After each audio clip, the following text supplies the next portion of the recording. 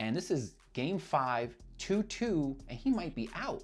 So we're sitting there going, Mike might, wow, I can't speak English. Mike might not play? I mean, seriously, what are we gonna call them? The Poisons? Damn.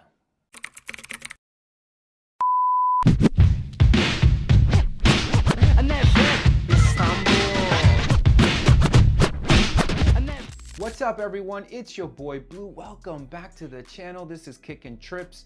Appreciate you guys for tuning in. I got another fun one for you guys today. These are the Air Jordan 12 in the black-red colorway, otherwise known to everyone as the flu game. But before we jump into the story and details of how these got their name, did you notice that I didn't say Nike? Yeah, this Jordan 12 was a lot more groundbreaking than I think a lot of us know or talk about. And obviously we're gonna get into all that. Let's talk about it. It's 1996 and Michael Jordan is back. His first full season back from retirement. He's back in full form. He wins the NBA MVP. He wins the NBA championship with the Bulls that year, beating the Jazz. He basically is having one of the most successful seasons that we have ever seen an NBA player have. He has the Jordan 11s, which were a massive, huge success globally, especially followed up with the Space Jam movie, which was a global hit, huge success. Even though his acting wasn't very successful, it was actually pretty bad. But the Jordan hype at that point couldn't be any higher globally. Now, as always, I'm gonna dive into all the details and close-ups on this sneaker, and of course, dive more into that story. But before all that, click that subscribe and notification bell. It really does go a long way as far as helping the growth of the channel, so appreciate that. Now, remember earlier when I didn't say Nike? Well, that actually brings us to these. As the Jordan 12 kicked off the launch of Jordan Brand in 1997, officially separating from Nike to become their own brand, Jordan Brand as we know today. And the Jordan 12 was actually the one that launched Jordan Brand, and it was the first ever Jordan sneaker to only feature Jordan branding. It was the first time that a Jordan sneaker had no Nike branding, no swooshes anywhere on the sneaker. It was really the beginning of a new era. And of course, MJ enlisted and trusted the legend Tinker Hatfield again to help launch Jordan Brand with the design of the Jordan 12. Yeah, I mean, no pressure, right? So Tinker, he went to work on these with a design that would bring us luxury, durability, and style all on the court together to help kickstart Jordan Brand. Starting with the uppers, Tinker designed them to resemble the Japanese rising sun flag emblem, also known as the Hinomaru, with new beginnings among its many meanings, which tracks as this shoe is kicking off the beginning of Jordan Brand. And he went for a rich black full grain leather, which hadn't been done since the Jordan 2s. So for these, they brought back the high quality leather. And these 2025s are just amazing in hand and stand out from far away, just as Tinker had intended. Continuing with the luxury theme, Tinker, inspired by high fashion, went with more of a wingtip toe look that featured a pebbled textured mudguard in red that was meant to resemble a reptile-like or lizard skin, with a small panel on the lateral side that has Jumpman embossed. The tongue features a soft black leather that was the first to feature the 2-3 branding stitched vertically in red with the Jumpman logo.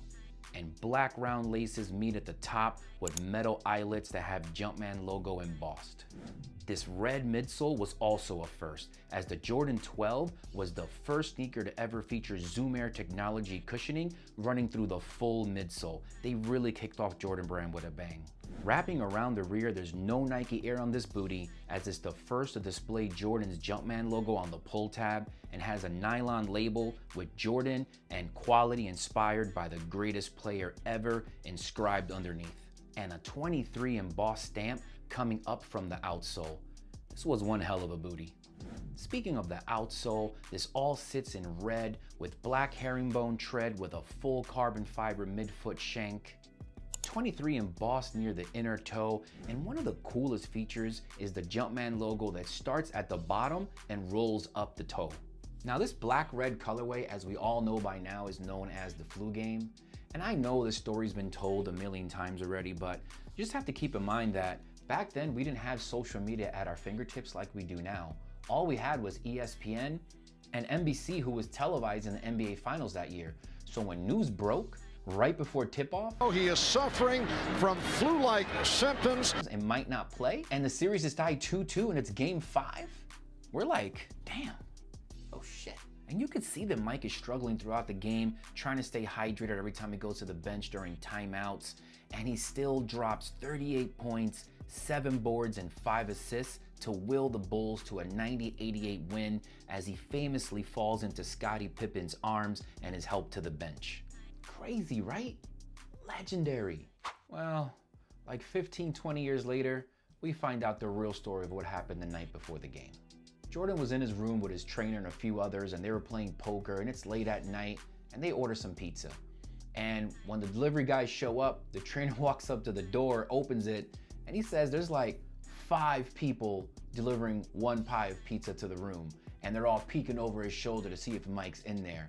So when the trainer grabs that pizza, he turns around, he's like, yo, we're not eating this. And Mike was like, man, listen, I'm hungry as hell, give me that. So Mike chows down that whole pizza. They leave the room, bad feelings in their gut about what might happen. Sure enough, a few hours later, Mike's trainer gets a call. He comes back to the room. He sees Mike curled up on the floor in a ball, puking his brains out. And he's like, oh, damn, they got us. They tried to poison us right before the game. So Mike's actually got food poisoning, but you know what? He still went out there, balled out, won the game for the Bulls. So it's still a legend story. I'm just thinking, like, imagine if we actually knew that it was just pizza or bad pizza or food poisoning that caused this.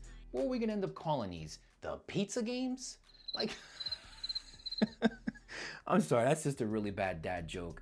But seriously, what are we gonna end up saying? The poisons? The Jordan 12 poisons. Damn, that actually would have been pretty cool. At the end of the day, we're gonna still call these the flu games just to keep the story alive, for the legend, for the lore, because he balled out. So we'll continue to call these flu games no matter what actually happened.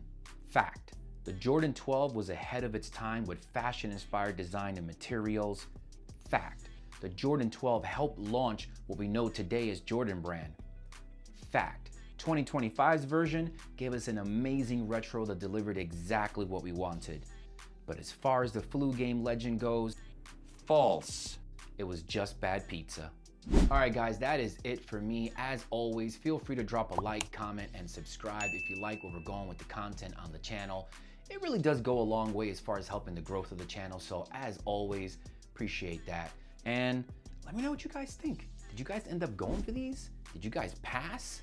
Let me tell you, I did not think again that it was gonna be this difficult to get these, as Nike, to their word, has made 2025 about wanting to chase these sneakers again by limiting the stock on pretty much all of their releases. So even though they are bringing back tons and tons of sneakers for 2025, they are not going high stock. So maybe they're reversing their way of thinking of saying, you know what, instead of dropping 10 major releases and doing 200, 300,000 pairs, we're gonna do 15 hot new releases, but we're gonna limit them to like 30, 40, 50,000 pairs.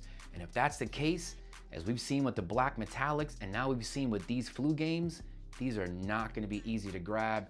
Do your legwork, guys. Get into all these raffles, because 2025 is becoming, it's bringing the hype back to these sneakers. And it's kind of crazy because I think it's just bringing the hype back because they're limited again, which is kind of sad, because at the end of the day, you should just want these, but it doesn't matter. I mean, this is just what it's gonna be for 2025. So if you want these, you're gonna have to put in the work. Now, as for me, I'm gonna be holding on to these. I sold all my Jordan 12s years ago, but I actually never had any flu games in my collection before. So after seeing these in hand and seeing how dope the quality is on these, I'm definitely gonna be keeping these in my collection.